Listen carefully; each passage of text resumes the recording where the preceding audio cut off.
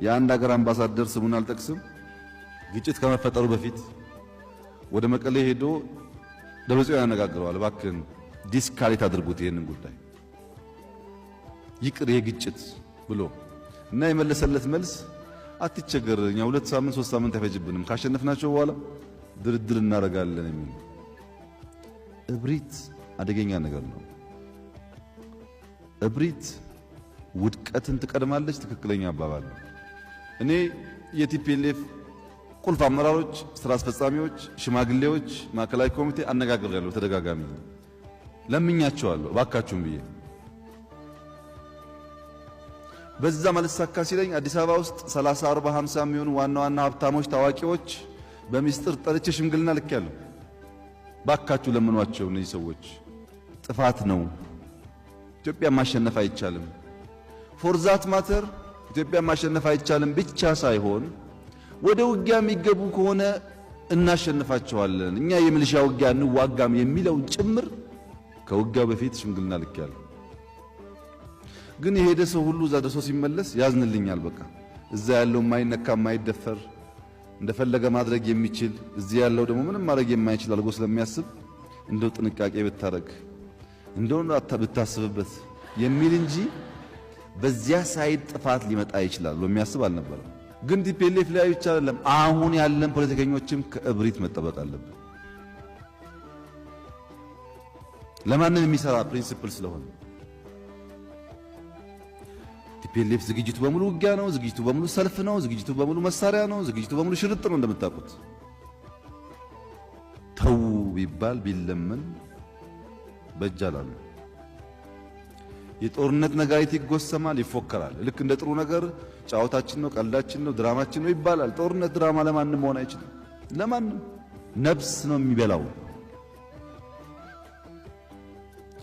የአንድ ሰው እናትና አባት ያለው የሆነ ሰው በዚያ ጉዳይ ውስጥ የተሳተፈ ቢሆንም በሱ መሞት በሱ መቁሰል ምክንያት ብዙ ቤተሰብ ለክፋት ለችግር የሚጥል ነው፣ ለሐዘን የሚጥል ነው። ጠቃሚ ነገር አይደለም።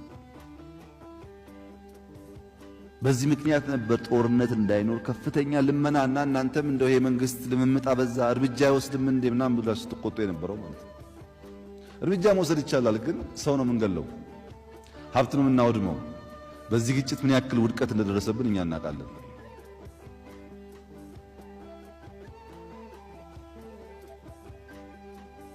የቲፒኤልኤፍ የጦርነት ፍላጎት አሳዛኝ የሚሆነው ላለፉት 20 ዓመታት ቲፒኤልኤፍ ስልጣን ላይ ያለ የትግራይ ህዝብ 1.8 ሚሊዮን ህዝብ በሴፍቲኔት እየተረዳ ይኖረው 20 ዓመት።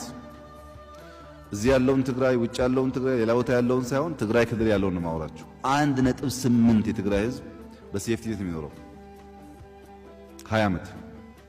ያው ከዛም ይቀነስበታል። ኮታም 3 ኪሎ ከሆነ 2 5 ከሆነ 4 እየሰጡ ይቀንሳሉ፣ ግን ሴፍቲኔት ነው። በዛ ላይ ኮሮና፣ በዛ ላይ አንበጣ፣ በዛ ላይ አርሶ አደሩ ያረሰውን የደከመበትን ሳይሰበስብ ውጊያ አይጀምርም። ሪስፖንሲብል ሰው እዛ ያደርግም።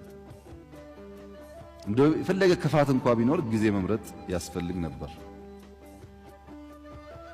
ዘሆል የክልሉ አመራር ጦር ሰባቂ፣ ግጭት ጨማቂ፣ የጦርነት ተንታኝ፣ ጦርነቱን ደግሞ እንደው በአካባቢው ብቻ አይደለም ሰፋ ያደረገ እንትና ከፈለገ 10 ጊዜ ይምጣ እንትና 5 ጊዜ ይምጣ ብቻ ሳይሆን እኛ ከተነካን ሆርን ኦፍ አፍሪካ ትታመሳለች ትጠፋለች የሚለውን እነሱ አምነው ፈረንጅ አሳምነዋል። ፈረንጅም እንደዛ የሚያስበው ባይዘው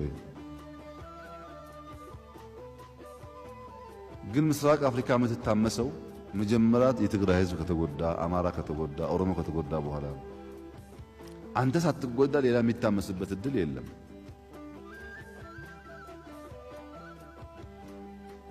ይሄ በዚያ በቃ እንዴ? ኢትዮጵያ ውስጥ በታሪክ ያነበብነው የሰማነው አንበሳ ገዳይ ብሎ ጀግና ሲፎክር ነው። ገበሬ ገዳይ ተፈጠረው ኢትዮጵያ ውስጥ የሚያርሳ አርሶ አደር እየገደለ ልክ እንደ አንበሳ ገዳይ የሚፎክር